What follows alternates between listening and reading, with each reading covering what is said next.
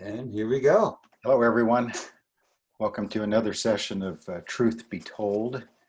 I think this is session number 11, and we've yet to figure out how to upload these to our YouTube page, but that's Mike's project. He has he's learning how to brand cows. Yes. And, his boys accuse him of having a lot of projects, but he never gets a cow branded. Yes, yeah. So he's trying to take that on. Yeah. A lot of irons in the fire, but no cows branded. I'm going to brand one of these days. Well, maybe today, more than most of our sessions, it would be really good for us to say what date it is, because it's kind of a momentous date, November the 4th, 2020. Wow. Oh boy, everything's still up in the air. I know. It looks like that things are going to go to court regarding the presidential election. This is insane. Both sides accusing the other. So we'll see where it goes. A couple of states still up in the air. Several of them too close to call, so they'll probably end up in the court. Yeah. Many people predicted that it would end up this way, and it may spill out into the streets, with protests. Yes. Yeah. And worse. Yeah. It's all in God's hands. We know that. Amen. Depending on the final outcome, God's either going to use. He'll use either outcome to further the time clock. That's right. Yeah, that's right. To bring his end goal and bring it about, so you might say, well, one would speed up the clock and one would kind of maybe slow it down a little bit. The Bible is full of examples of God using both good and evil, right, to accomplish His will. I mean, it doesn't slow Him down. Yeah. And so, Joseph told his brothers, "You meant it to me for evil, but God meant it to me for good." So it backfired on him. Yeah, to preserve life. Yeah. In that case. Yeah. In the case we're talking about, God's end goal is to bring about a great tribulation and bring about the return of His Son and bring about the millennial kingdom and a marriage to His bride and defeat of His enemies. And all that is going to be accomplished. Yeah. And many verses talk about it. At the appointed time, it's going to happen. So whether He uses a President Trump or President Biden or a Republican Congress or a Democrat Congress, it's well within His abilities to use any outcome to accomplish His will. And amen. That really feeds into a lot of questions that people have. It's interesting. Some of these YouTube pages where Bible men take questions from their viewers about prophecy and the end times and things. I've watched some of them, and almost without exception, they all say the number one question that they're asked is, where is America in Bible prophecy? Yeah. And it just it shows how America-centric we Americans are. We think the whole Bible should revolve around America. Yeah. And to us, obviously, America play a prominent role in Bible prophecy. But the fact of the matter is, Bible prophecy is Israel-centric. It's Jerusalem-centric. It's church-centric. It's saints-centric. Yeah. It's showing how the saints are to be used by God in the tribulation. And it shows how God will use the tribulation to prepare the world for judgment and Israel for their salvation. Yes. And to set things up for His Son to come and sit on the throne in Jerusalem and rule as king over the earth. Yeah. So when we talk about, is it going to be Biden? Is it going to be Trump? Is whichever one would further along God's working in the Middle East. Yes. I kind of thought maybe Trump might have been chosen. Of course, I know the jury's still out, but that Trump might have been chosen because of his beginning to, have some success in the Middle East as far as Israel and her enemies. And so is God now done with Trump? Did he get the ball rolling, and or what? I don't know. Yeah, it could be. I mean, a lot of us are wondering, these peace treaties being formed by Trump in the Middle East with Israel, and it looks like peace and prosperity is trying to break out over there. And but we know it's not in the form that the Bible talks about, that confederation of 10 nations headed up by the Antichrist, who will form a league, Daniel says, but it's also called a covenant or a treaty. And it will take a different form than what is happening right now. So this might be a precursor to it. Or it might, as you say, get the ball rolling, but it'll take a different form by this man of sin. And in his mind, he will be forming it for evil purposes. Even when he forms it and agrees to it and signs on to it with Israel, he is looking for a way to break it. And it takes him 3.5 years, but he reaches a point where he breaks that covenant, turns on Israel, which was his goal all along, and with those 10 nations, and that's when we enter what is called the Great Tribulation, the last 3.5 years, and it's triggered by what the Bible calls the Abomination of Desolation and the breaking of the covenant. They're always tied together. And that's when Israel realizes that, as Isaiah talks about, they've made a covenant with death. So it's not the kind of covenant that is going to bring lasting peace. And their motto, ever since the Holocaust and ever since they became a nation, is never again. And so this treaty that they're going to sign with the Antichrist is going to be, in their mind, part of this, how they accomplish never again. And so they're trying to accomplish never again through human wisdom, through forming alliances with enemies that have been their enemies for centuries, for millenniums. And they're going to think that they brought it about through their own wisdom, their own power, and they are going to be in for a big surprise. It's 3.5 years into this 7-year agreement. And they're going to realize we made a covenant with death. Because their rage and hatred is so deep-seated and has lasted all these generations, it isn't just going to go away. It's just a means to, like you said, to finally knock them off by deceiving them. I mean, it's just verses in Ezekiel, especially, and Isaiah, even that far back, that talks about the perpetual hatred, this eternal conflict that they've had with Israel. And for Israel to think that all of a sudden they really do want her to be settled in their own land and have access to their own Temple Mount, and that these people have completely changed their mind about the Jews is folly. It is. And it so, is. But and you and I believe that the church has a role in all that. In some way, we're going to be used by God to prepare them for their eventual repentance. And partly by us being so clear in our message, so powerful in proclaiming the truth of exactly what is happening. We will, when all of it is unfolding, we'll be able to go to chapter and verse and be able to tell them this is what's going to happen next. In fact, for 3.5 years, we're going to be able to tell the Jews that he's going to break this covenant with you. And because of our message, we're going to be martyred.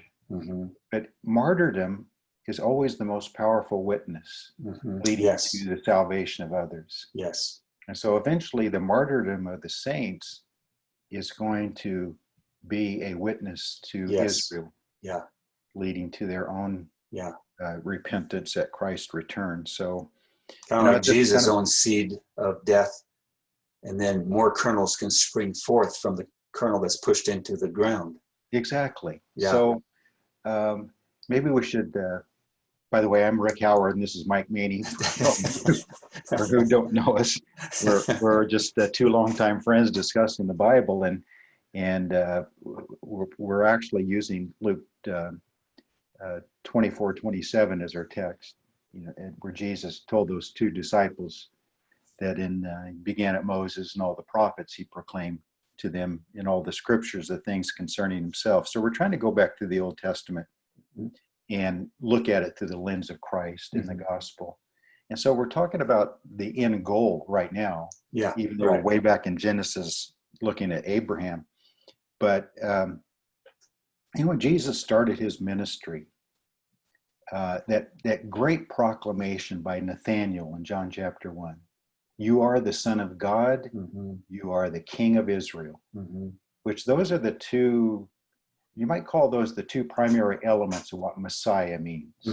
Messiah means Son of God, and Messiah means King of Israel. And it was a Jewish man under a fig tree, if you want to really carry on the symbolism, of proclaiming that this Jesus of Nazareth is the King of the Jews. Now, the Jewish leaders never agreed to that. The priests never agreed to it. The Pharisees and the scribes and the rabbis never agreed to it. But Nathanael proclaimed it. And the next time it is proclaimed is by Pilate. So Gentiles as a group proclaimed that truth even before the nation of Israel did. Now, individual Jews who became disciples believed it. But as a nation, they will not agree to that until he returns. Yes, they see him in the air. And so Pilate said, are you the king of the Jews? And Jesus said, I am, in their private discussion. And so Pilate put up over the cross for everybody to see in 3 different languages. This is the King of the Jews. And they said, no, just change it to say he said he's the King of the Jews. Pilate said, what I've written, I've written. But it's interesting that God used a representative of the Gentile world power, Rome, to proclaim that truth. Now, Nathanael had said it way back in the beginning. But in a corporate sense, as a government, Rome said it before Israel said it. And Babylon said it before Rome. Exactly. Nebuchadnezzar. And the Jewish leaders had a chance to, didn't they? Had a chance to, and they said there in John 19. We have no king but Caesar. So they had their chance to proclaim him as their king. And they refused it. And that was the reason for Jesus saying, your house is left unto you desolate, because officially they rejected him as their king. And after that, they were told to go to the back of the line.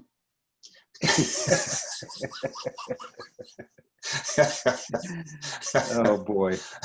Yeah, it's fascinating how all of that worked out, that a Roman government official on behalf of Rome proclaimed a truth that the Jewish leaders rejected.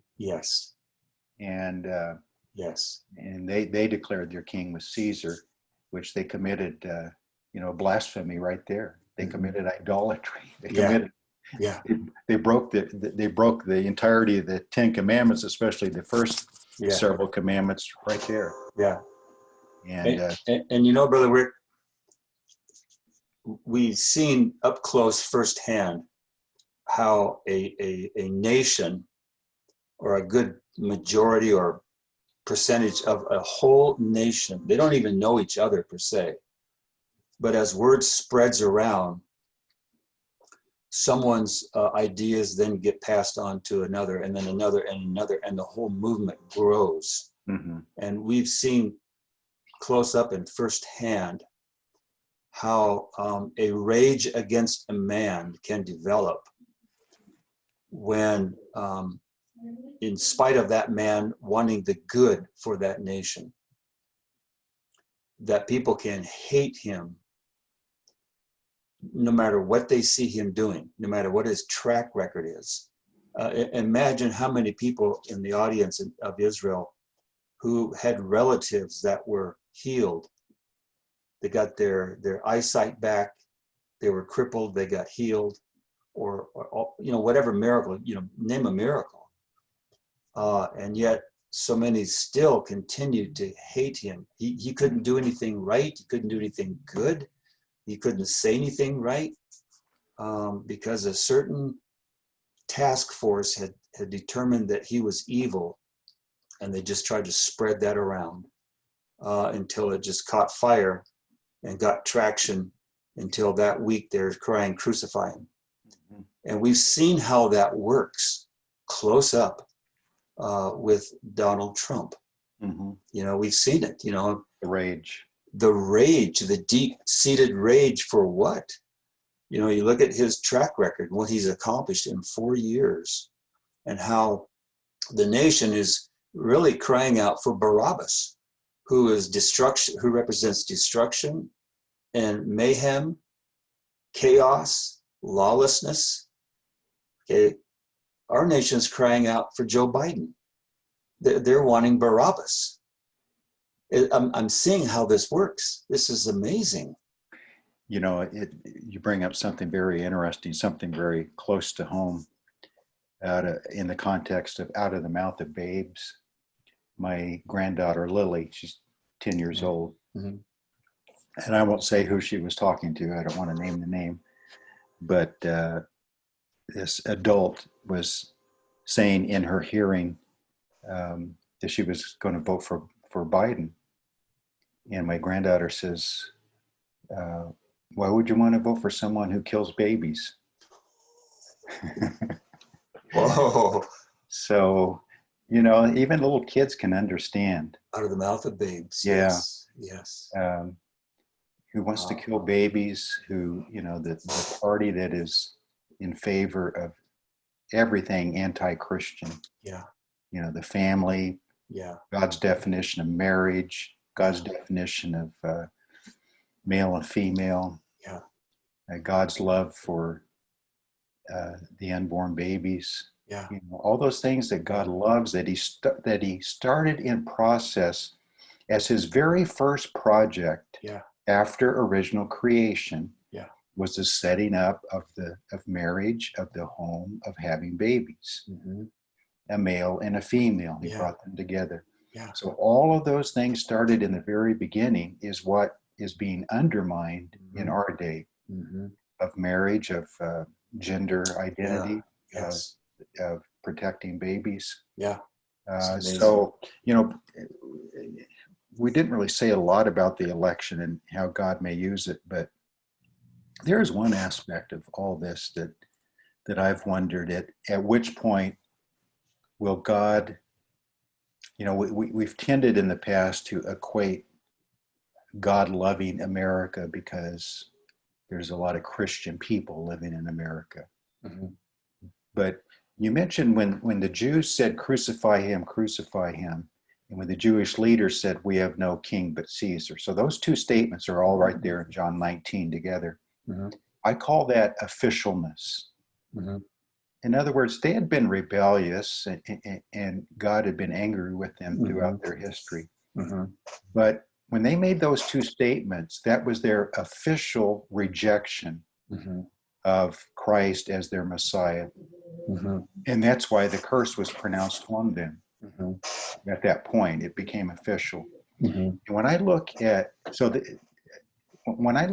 what America has done to reject God's creation of marriage, the family, and having babies in the role of male and female, by legislation, America has officially rejected those. Mm-hmm. And I'm wondering if we've reached a point because of that all that can really be in front of us is God's judgment. Yeah, I think so. I mean, by that same principle of what Israel and the Jewish leaders did with their official rejection of him and their cry for murder, what we've done to God's institution of the home is just, it's the same thing. We've rejected God's, what we're really talking about in all this is we've rejected God's election, in America's case, of the family and home. You mentioned the rage, and we like to talk about Psalm 2, why do the nations rage?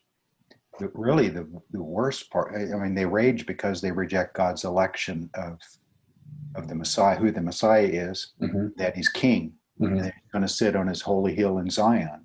Yeah. In Psalm 2. So that's why they rage. And they rage because of God's election of a holy nation. But the really sad part to me is that the elect nation raged against the elect king. When they said, crucify him, he joined them together in a marriage relationship. And yet the elect nation that was to be the bride rejected her husband and wanted him murdered. He came to his own, and his own received him not. Yeah. So we look at Psalm 2 and we apply it to the nations, just like David did in that psalm. But we also need to apply it to, why did the holy nation rage? And it was because of her rage that she crucified her Messiah, and she paid the price. Now she's trying to get back into an honored position, even with God, but not in true belief. And they're going to have to learn that same lesson all over again during the tribulation. Yeah. And I look at it like in a family setting, like you're talking about family. So you've got one sibling is to be the heir of the family. He's the firstborn, so he's going to be the heir of the family. The other siblings are envious and they hate him. So kind of back to Joseph and his brothers, okay? But the one that was standing in line to be the heir had the choice position, had pole position, but didn't appreciate it. Ran off and spent his substance recklessly. Just ill-treated his position, disrespected it greatly. So here's one envying the position because they don't have it. The one who has it is blowing it as far as the outcome. And this is what you're seeing. This is what has unfolded. Okay, Gentiles didn't have that position. Envious, the other nations rage because they're envious because they don't have it. And here, meanwhile, Israel, who has the position, is throwing it away. Yeah, exactly. That's a good point. And then a third angle is those who rage against her, they start raising a hand against her. And so they raise up and they, torment and torture and go after her. God says, and then they start bragging about it. Yeah. And God steps in and says, okay, it's my place to punish Israel, not yours, unless I ask you to. Exactly. Yeah, there are many angles to this. Verses in the Isaiah, Jeremiah, Ezekiel, and others where God tells the nations, yes, I did use you as my instrument of punishment against my people. But you carried it too far and you enjoyed it too much. You enjoyed it too much. So now I'm going to pay you back. Yes. Yeah. So yeah. Yeah, there's a lot in there. The return of Christ is really going to be a Joseph experience, isn't it? His brothers are going to come to him, and he's going to weep over them, isn't he? Yeah. And then they're going to end up weeping over him. Yeah. When they look on him whom they pierced. Yeah. And Jesus will say to them, probably after it's all over, that's okay. You meant it to me for evil, but God meant it to me and you for good. Yeah. And the end result's going to be good. Yeah. But they're going to have to go through some real heartbreak first. Yeah. Yeah. And those who rejected him would just be weeping, period. Yeah, exactly. So we look at that story of Joseph and his brothers, and all of that is kind of mostly historical, but it's also very prophetic, isn't it? Yeah. What's going to happen in the future. Yeah. Yeah. Yeah. They threw him in a pit. Haven't even gotten to Genesis 15 yet. Well, let's go there now. In fact, maybe let's do this segue into Genesis 15. We talked a little bit about Melchizedek last week. And maybe the proper segue is what's happening in Genesis 15 is that Abram had just had a time of communion, picture of the Lord's Supper, really, a picture of the married supper, really, between Abram and Melchizedek. And Melchizedek pronounced a blessing on him. Abram honored him with the tithe, so they're basically honoring each other and blessing each other. And Melchizedek, being such a beautiful type of Christ, is a king priest, but he's an individual king priest. So in context, why does that meeting between Abram and Melchizedek flow into what happens in chapter 15? Is God is taking that context of that story and basically telling Abram, okay, now I'm going to form a nation of king priests. So it's not just one like Melchizedek, it's going to be a whole nation. Yeah. And God's desire is that Abram's physical seed would also be the same as his spiritual seed. And, it was unlikely that it was ever going to be equal amounts, Right. But it could have been a lot closer to 100% than it was. Yeah. It ended up being an elect remnant all the way through within the nation. Yeah. And God's desire was that the whole nation be the same as the spiritual seed. Yeah. But it never reached that point. The goal was 270 electoral votes, but hey, it didn't reach that.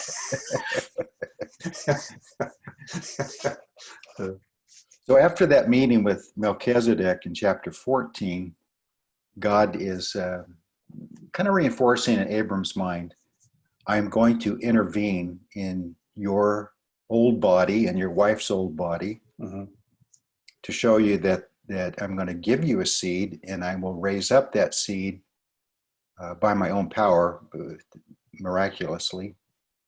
And then I'm going to move that seed forward all the way till it reaches the promised seed of my son. And in spite of their own sin and rebellion and rejection, in spite of all the efforts of Satan to pollute the bloodline, I mean, that in Jacob's mind, that's one reason why he agreed to move down to Egypt. I mean, you need to think about in Jacob's mind, okay, Joseph is alive and there's bread in Egypt and we can survive better and there's a drought here. But why should I leave the promised land? Why should I leave the land that God has given me? Well, one reason is because Jacob came to understand God's long-term plan, kind of like Abram did.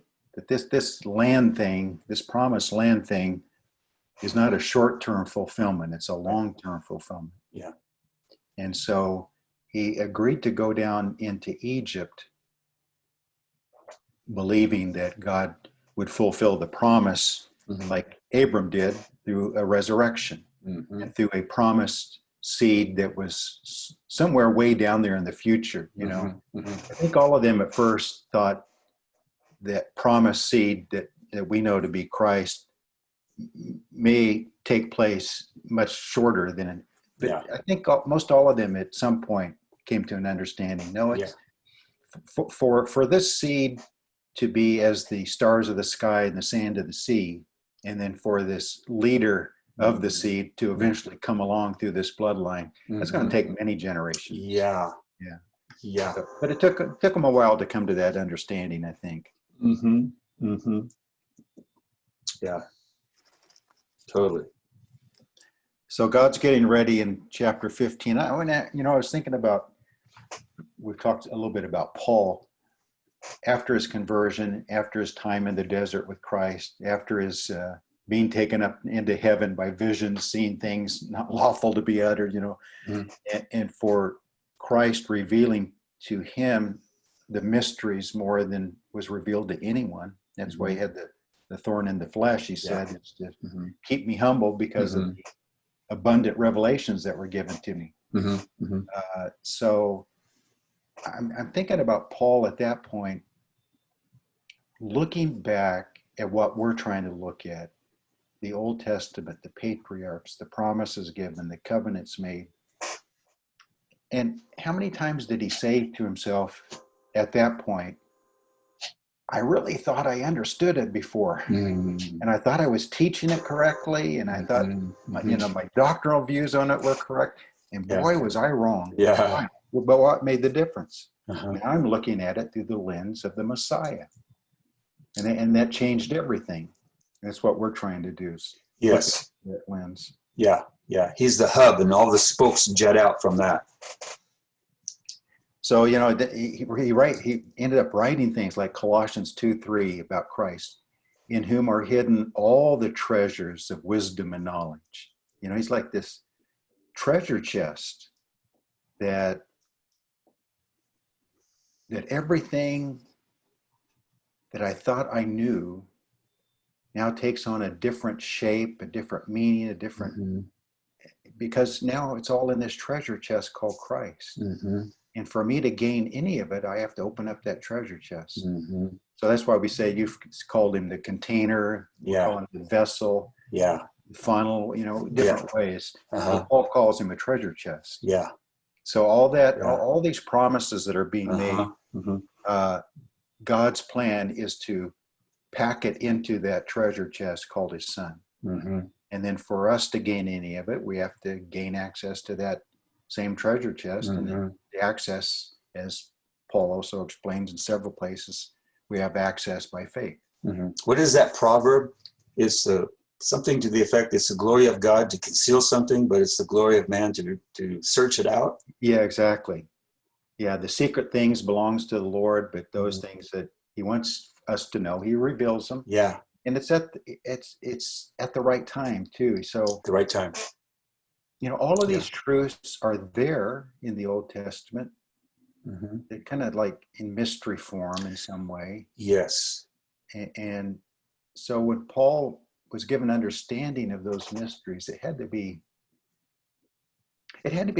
both thrilling and shocking to him at the same time. Yeah. Like, how did I miss it? It was there all the time. Yeah. And it was. It was. But without the Spirit, they remain a mystery. They remain hidden truth. Yeah. But once the Spirit gets involved, it becomes revealed truth. Yeah. And God's on a timetable. It's his own timetable he established. And so he's not going to reveal these prematurely.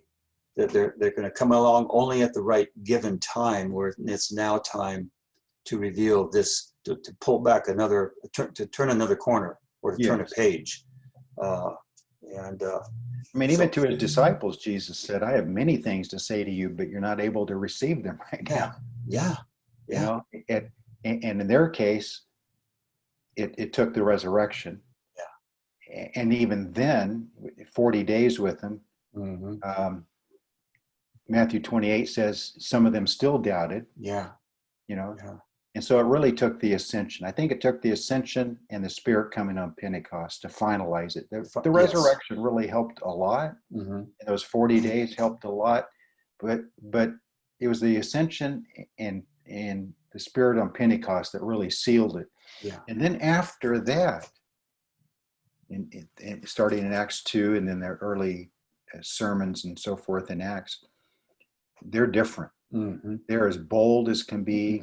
They have no doubts. It's very clear to them. Yeah. And so the timing of it. Yeah. Yeah. Even willing to be whipped. Glad for it. Yeah. Rejoice for it. Yeah. Yeah. Rejoice. You're right. Something happened. You're right. There was a pivotal moment where Peter really was converted. As Jesus said. Yeah. So Yeah, there's a lot to say about that, about Peter. I mean, Christ almost chose the most flawed of the disciples to be the leader, didn't he? Yeah, I know, really. Yeah. Yeah. The one with the most F's on his report card. So when we transition from chapter 14 of Genesis, the meeting with Melchizedek, God is enlarging that personal meeting between those two men to where Abram can understand that he's going to produce from his own body a whole nation of king priests. And that's what Israel was supposed to be. And once we get to Exodus 19 in that 5 and 6 verses, it says, I've called you and elected you to be a kingdom of priests, holy nation, people of my possession. And so this chapter 15 is kind of the details of, we might even call it a marriage contract, is what's taking place in chapter 15. A marriage relationship being formed.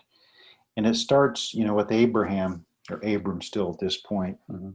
The Lord appeared to him in a vision and said, fear not. Why did he say, fear not? Well, I mean, just look at me. I'm an old man. My wife's an old woman. She's been buried her whole life. I've been given these promises. I see no evidence of them being fulfilled.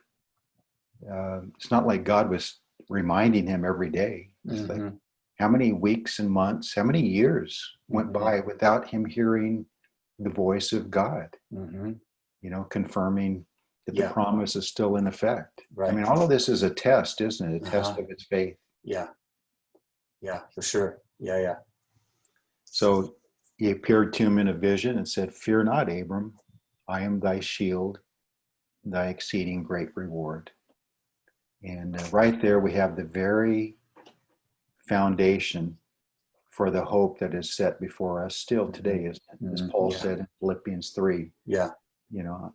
My single goal right now, and going into the fellowship of his sufferings, being conformed to his death, the power of his resurrection. He said all of that. My former life is just garbage on the dump heap. Those things that were gained to me, I count loss for Christ. Yeah. He said all of us that I may win Christ or gain Christ. And that's just the New Testament version of Genesis 15:1. Yeah, exactly. That's the true reward. And we like to talk about ruling over cities, and we like to talk about crowns, and we like to talk about sitting on thrones, ruling the nations. And the true reward is him, isn't it? Yeah, I was just going to say that. You took the words right out of my mouth. Sometimes we, in our zeal to encourage and edify brethren who maybe don't get the picture, we talk about the thrones and the crowns and the white robe and the white stone and all those things. But really all of that is just the peripherals to the core of the whole thing. And that's what he told Abraham. I am your exceeding great reward. It's me. And to have that fellowship with Jesus inside those gates, inside that city, seeing him every day, listening to him every day, that's the reward. The other stuff is just like, it's part and parcel to it. But the core of it, I mean, it is the relationship, the proximity to Jesus. Yes. Yeah. The essence of covenant relationship is, you are my people and I am your God. Yes. That's the heart of it. That's the heart of it. Yeah. Yeah. And if we miss that, we miss everything. We do. If we're just shooting for a position on the throne, then we've missed the core of it. It's not material. It's personal. It's got to be that relationship, not just something you get. And I think that needs to be driven home, because what happens when they lose sight of that, or that motive? Well, I don't know if I want to sit on a throne. I don't know if I even want a crown. And they start looking at the things, the peripherals, that, well, I don't know if that matters to me anymore. But when you lock in on the relationship with Jesus, then the other things are going to happen as a byproduct of the core. But if you focus on the core of the outer peripherals, then you might let go of the core. Exactly. And so that's why Paul made many statements, like, I suffer the loss of all things. Yeah. Willingly. Yeah. I count them. He talks about the excellency of the knowledge of Christ. There you go. That's it. Prime thing. There's many that kind of phrasing in his letters. Yeah. Yeah. He had his eyes on the right prize. He did.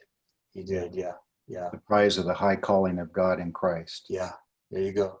Yeah. It's an upward calling. It's a high calling. It's a noble calling. Yeah. And we're called to it, aren't we? Amen. And that's kind of what he's reminding Abram here, is that I know you're concerned that you don't have a seed yet, not even a single child. Mm-hmm. I know you're concerned about your inheritance. I know you're concerned about the land that I promised. Mm-hmm. Mm-hmm. You don't own 1 square inch of it yet. Mm-hmm. Arthritis is setting in. I wonder how often, because he dwelt in tents, the Bible says, and they were outside a lot at night in that time, with no electric lights and no anything to interfere with looking at the night sky. Yeah. And I wonder how often he just sat there or laid there looking up. You probably more than me. Just only a few times for me, I've been up in the Sierra Nevada mountains, 10,000 feet elevation or something on a crystal clear summer night. Yeah. No moon. And it is just overwhelming to me. I know. The number of stars. Yeah. I mean, the Milky Way really does look milky. It does, yeah. It's just overwhelming. I don't get to see that much here where I live. You see some of the brighter stars, and the rest of them are pretty faint. And all there with all the street lights and everything. You probably are able to go out and see stars. When I get home from work and it's dark, especially now it gets dark earlier, and if there's no cloud layer over our valley, I'll look up against that black sky and I will see those stars that you're talking about. I'll be able to pick out the dippers, and that never gets old to me. It never gets old. Because what if you're Abram? You're 75, 85, and your wife can't have babies. And you're laying in there looking at the stars and said, I remember God saying, my descendants are going to be like the stars of the sky. And here it is, just me and my wife and my servant. He had other servants, but his main servant. Yeah. God, okay, I've waited a long time. I've done what you've asked me to do. Yeah. Now, how's this child thing going to come out? Yeah, right. It's a natural thing. He was a man of faith, and he obeyed God's voice, but you're still human, and you're looking at yourself and your wife, and you look at the stars, and you're thinking, I don't know how this is going to work itself out. Yeah. Well, he showed he's still human when he listened to Sarah. She concocted this plan. He said, well, you know what? Maybe you're right. Maybe that's the way he's going to do it. So it did show that he was human. And it shows that we often think we have to help God out. Right. We often think the solution is a matter of the wisdom of the flesh. Yeah. And through our own efforts. Yeah. And through all that, really, it began in chapter 15 when God finally waited till he was in a deep sleep. And when God walked through those sacrifices, was basically telling Abram, it's when you're at the total end of your strength, completely exhausted, unable to do one other thing in your own effort. That's when I make the covenant. That's when I make it official. And so that when Abram woke up and realized all that happened, it should have been a clue to him in the next chapter. It's not through the effort of the flesh. It's not through my own wisdom. But we revert to the flesh often, don't we? Default. That's our default. That's our default. And how long did it take Israel out of Egypt? Oh, we're dying of thirst. Why do we listen to this Moses? We need to go back to Egypt, Yeah. And we rail against them, but they're just a picture of us. We fall back into the the works of the flesh often. So God is Mhm. trying to reinforce that idea of however and whenever I go about fulfilling these promises of a seed and a land and all that, the most important thing you need to remember is your relationship with me. Mhm. I am your true reward. Yes. I Yes. am your true shield. I Mhm. am the one taking care of you. Mhm. So it's interesting that he does that Mhm. before he goes about telling Abram what needs to happen in order for it to Yeah. really come about. Yeah. Yeah. Of course, he's hoping it would be a servant, Eliezer, and God shuts that down right away. Mhm. Um, Mhm. it has to come from your own body, Your own body. Mhm. Yeah. and and so that's, he may have relayed that to Sarah, and she may have concluded, well, maybe it only has to come from his body and not mine. Mhm. And I think God had made it clear, and he does eventually make it clear that Sarah must be a party to that.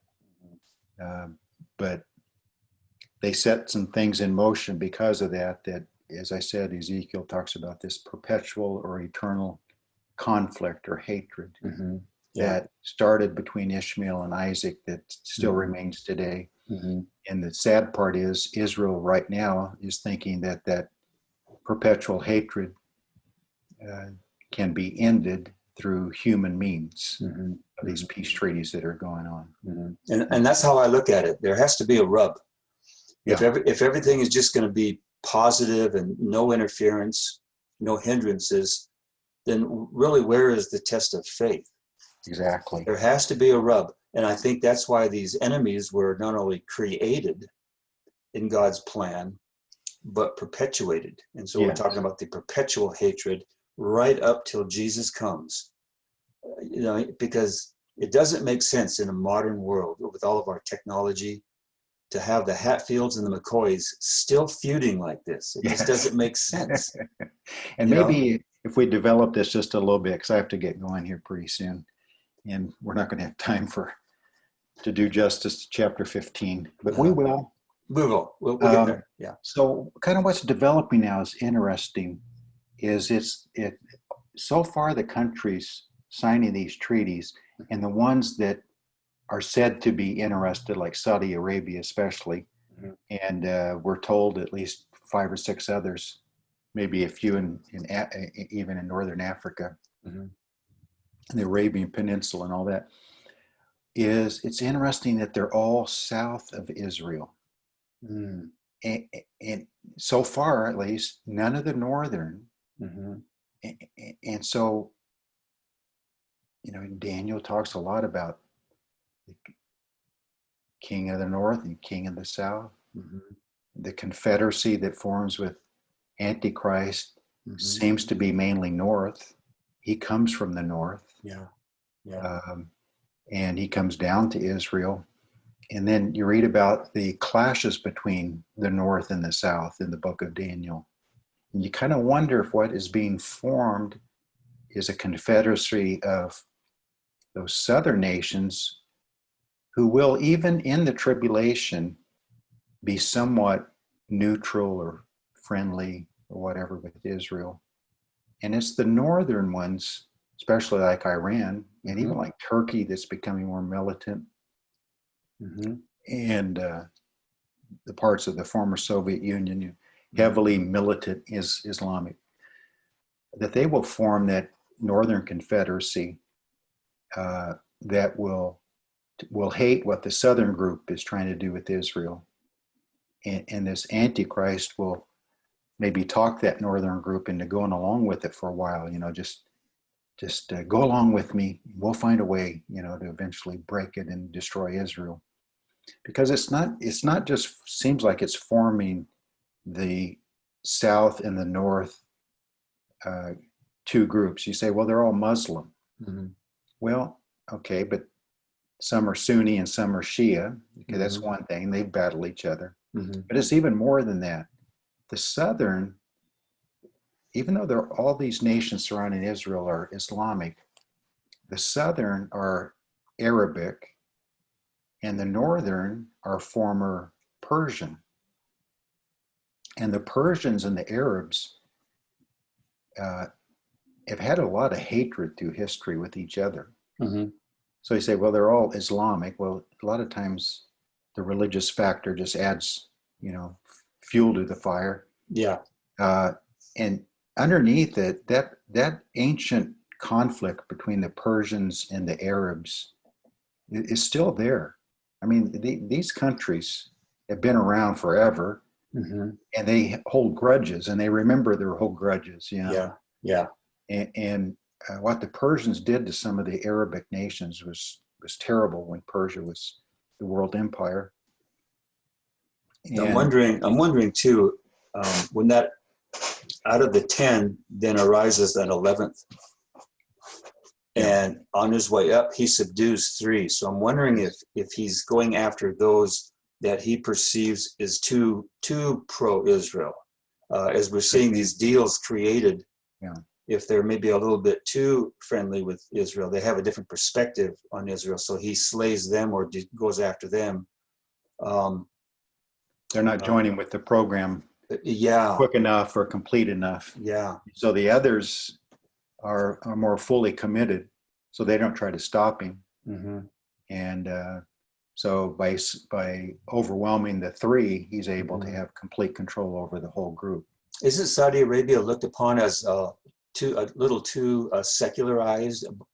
Yes, from, they say, are, because Iran's? their money, because of their oil money. Yeah. They act like loyal Muslims mm-hmm. On one hand, but then they all travel to New York and Paris and London and Tokyo and all that, party it up. Party hardy, yeah. And they buy their nice cars and yachts and everything. Yes, yeah. And they really gloat about it, in certain circles. So there's a lot of jealousy there because a lot of the Muslim countries are pretty poor. They have a lot of large poor population. Even Saudi Arabia does, I wonder if Saudi Arabia might be one of those 3. It could be. You wonder, things like even America not needing their oil much anymore. I know it's interesting that China is really trying to be a major player in the Middle East now, because China is trying to industrialize and trying to compete with the U.S. Yeah. So they need that Middle East oil. So a lot of that has replaced the American market for oil. So you wonder, is America, again, what role does America have? Well, we don't know. We may be at best neutral. Like Trump's whole message now is we need to get out of these unending wars. Yeah. His attitude in more of America is let them work it out over there. Yeah. We have our own problems. Let's take care of our own country. Kind of in a nationalistic way of looking at things, which is fine. But that may be one solution as to why we may not play a major role. We may play a major role. I mean, Daniel 11 does talk about the ships from the west put a stop to some of the efforts of Antichrist. So we may get involved at some point in at least telling him, we'll let you go this far, no further. So we're able to stop him for a short time. The ships of Kittim, in Daniel 11, the ships from the west and Mediterranean, and we always have a pretty major presence with our Navy in the Mediterranean, and even in the south, the Red Sea and all that. So, I mean, who knows? Yeah. But go ahead. There's an email. There's this group that I get their emails, and I'm keeping my eye on them. I think they are a Christian, let's use that term, ministry that has gone over there and trying to get permits to drill oil, to locate oil in Israel. And I believe it's called the Zion Oil. And so I've been keeping my eye on them the last couple of years as they made progress and getting permission to drill here, drill there, to see if they actually do discover a main source of oil over there, because that would be a draw for these nations to now even want to go after Israel even more if she has now this vast oil supply. Yes, that's been discovered, and so I'm keeping my eye on this group to see if any substantial discoveries are made in Israel as far as oil. What was the question? Have you come to take a spoil? That, Daniel. Mm-hmm. Yeah, it's hard to know. Israel has become such a high-tech place. Yeah. So that benefits many nations, and yes, that could be partly playing into why some of the Islamic nations want to be more friendly, because they could benefit from Israel's technology. Mm-hmm. Or it could be something as simple as I read every once in a while where Israel, there's a big race going on right now who can find the cure to COVID, mm-hmm. Find the vaccine. Mm-hmm. And I read reports once in a while that Israel claims they're very close to it. Mm-hmm. What if Israel came up with the vaccine, truly, not just claiming? Well, wouldn't that cause nations surrounding her wanting to sign some sort of treaty with her? Yeah. It's interesting, and something like a vaccine or technology or whatever might trigger a lot of this. Mm-hmm. It'd be easy to see that there would be a time, like let's give it a trial period of 7 years. Yeah.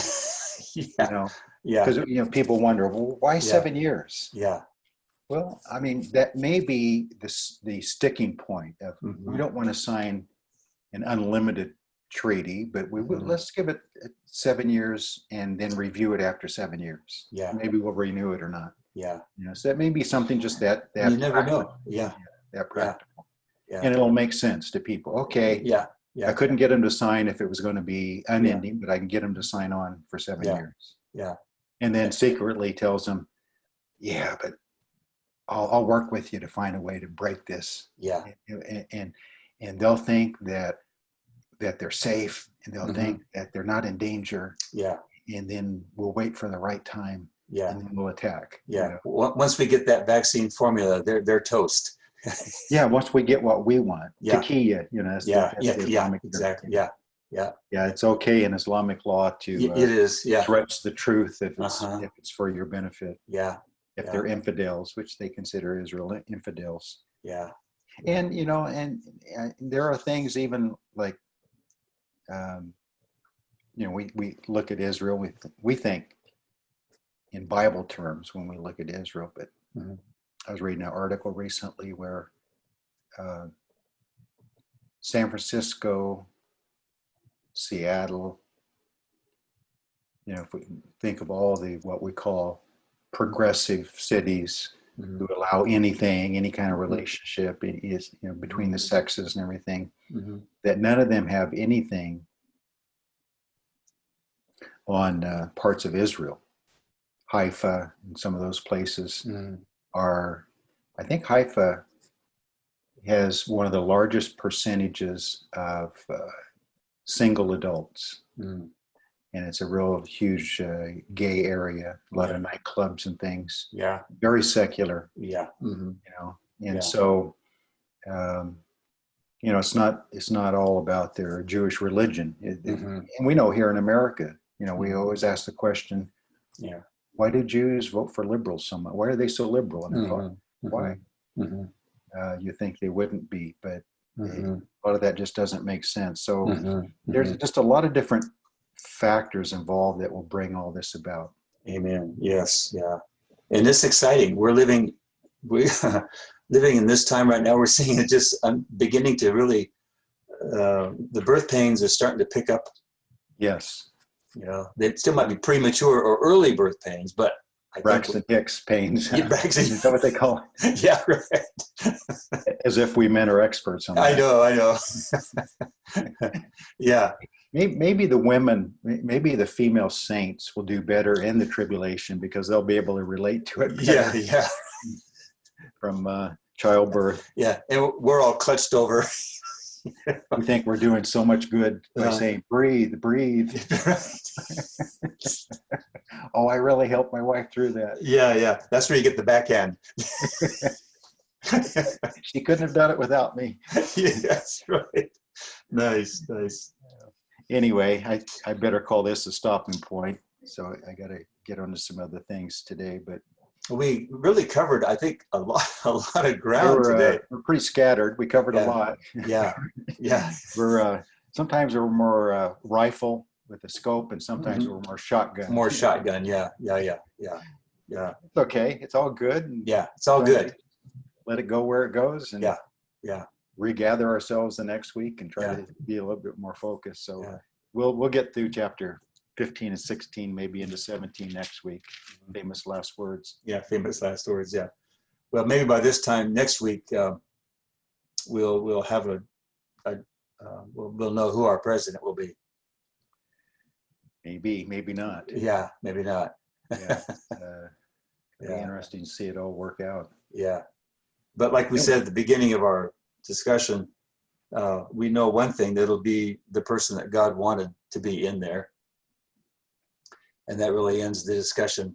You know, we can have our preferences, but really bottom line is I want the person in there, and I know you do too, that God wants in there to further his program.